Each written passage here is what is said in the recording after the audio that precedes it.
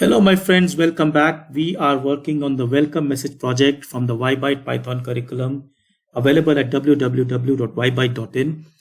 We have seen previously how we made our short form function flexible by allowing an index argument to be provided from outside along with all the other variable arguments. Now this was nice, but it also opened up the door to, let's say, some new types of errors. For example, I could end up with an index error. I can always have a type error of a different sort. So we can, sort of conveyed all that to a player by using a try and except statement, catching these specific exceptions and giving, let's say, a little bit more elaborate message to the player. In fact, it turns out that the try and except statement has a more general form, which is what we are going to look at in this video. The general form of a try except statement is in fact try except else finally. Remember, the reason we are doing this is because we have a code which can potentially result in a runtime error. So we put that in try. We say, okay, look, we tell the interpreter, please try this.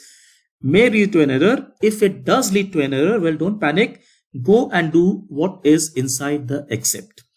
Now we have seen previously, I may go further classify, say, okay, look, in case of value error, do this. In case of name error, do this. In case of name, let's say index error, do something else.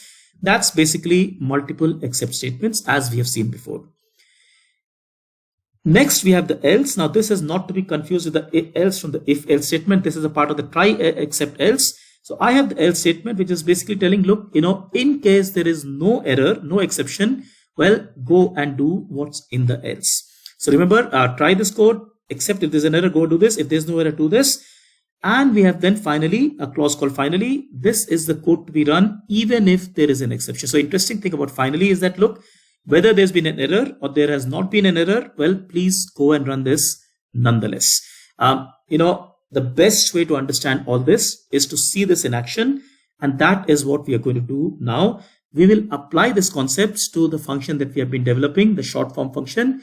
And I think things will be much more clearer with that, with that example. So I come back to my code here. Remember, as I said, try and except. So I'm having multiple except statements. That's because I'm catching a type error, an index error, and then generally, let's say, an exception as an E. I can go and introduce, for example, an else statement. Now, I am going to say, look, else is run when nothing went wrong. So let's say nothing went wrong, which means that my result was formed correctly. And hence I can go and say, well, please return the value at this point, because if I know nothing went wrong, my result is in a good shape, so I can as well return this to my player. So I put my return inside the else. Finally, I have the finally clause. I put finally and a colon. Look at the the syntax of this. Basically, try, except, else, and finally are all at the same indentation.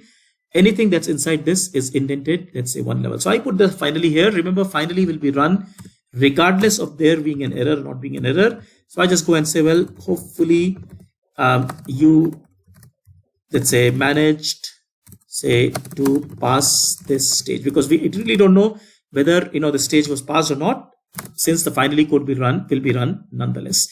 Now let's just see this. So now let's see how this code runs when I, for example, call short form with input, let's say index being 2 and 3 words. Clearly, I'm telling my interpreter, please try to make a short form for me using, let's say, this for loop here. Now we know that multiple things could have gone wrong, but what we are saying is that try that. If, let's say, I have a type error, well, go and tell me that there's a type error, index error, except any other exception. However, if nothing goes wrong, well, that's good. My final result has been found. Just return to me final.upper. So I just convert that to uppercase and return. Regardless of whether there's been an error or not been an error, please print this nonetheless. So when I, let's say, run this, notice it prints to me, hopefully you managed to pass this stage, because that was in the finally, and my SF has in fact been formed. So because the return statement also came into play. On the other hand, let's say I deliberately create an error. For instance, I go and say, well, let's say 200. Now this I know causes an index error. So it's going to try to again form a short form, run into an index error, print index error and maybe a message, but it will still do the finally, because finally is always done. When I do this, notice exactly what happens. Index error, string index out of range, but I still get this message coming out to me. So this is quite interesting. Remember, this happened because the finally code is run regardless of error having happened or not. But keep in mind that we had put the return statement inside the else, which means that in fact the return statement was never executed because of this error. I look at my SF and indeed there is no value in SF. If I look at the type of SF, that is a none type. That's because basically SF, yes, there's a variable by that name, but there's nothing in there, right? That's because as we just saw, there was no return statement implemented. From the user's point of view, perhaps this will be a little bit confusing, that on one hand, I'm telling, look, there's been an error, including a message. And then I still go and put something like this, that look, hopefully you managed to pass this stage. But that's just my function. That's just the way we have written it, because you're just trying to illustrate something.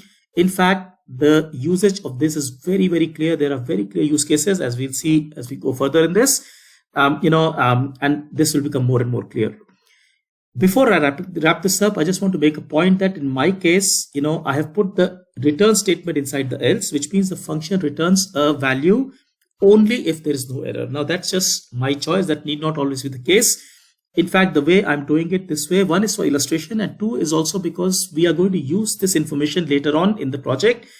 The fact that in case of an error, in fact, this short form won't have been formed at all. So we will in fact use this quite interestingly, but in general, return statement need not come inside the else. You can probably choose to return some error code here or something like that. That's definitely a possibility. The important point is try, except, else, and finally, make sure you understand what is run where. Example really helps, and I hope this has been helpful for you. In general, if you think this way of learning by applying concepts makes it interesting for you, look at our website www.ybyte.in, because that is how we learn Python programming. Take care. Thank you so much. Bye-bye.